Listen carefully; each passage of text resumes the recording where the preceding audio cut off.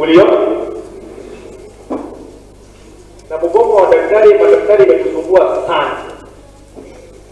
Imesumbua mpaka president wetu William Ruto. Kwa sababu saa hii ndio tunataka kuweka ile inaitwa universal health coverage. Ili tuhakikisha kwamba hakuna mtu in Kenya ana bima ya kwenda hospitali bila malipo. Lakini kwa sababu tuliweka sahihi kwa mkataba na madaktari mwaka wa 2017 wakati wa serikali ya Uhuru Kenyatta, hatukutimiza ile maneno tulikuwa tumesema. Madaktari walisema tuliweka sahihi na lazima tutimishe. Na ndio sababu unaona hii wakati tumekaa karibu siku 56 kwa sababu hatukuwa tunataka kufanya makosa ambayo ilifanya ile serikali hii.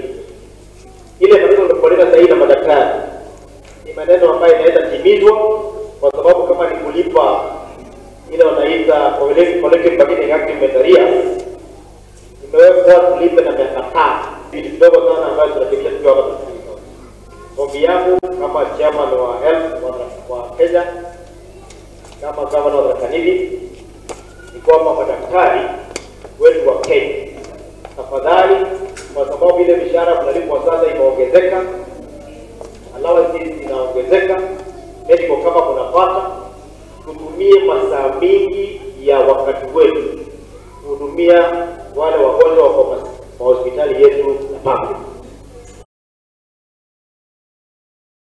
Na yo ripoti yo ikigemaine na kaja ya magavana gwikirita na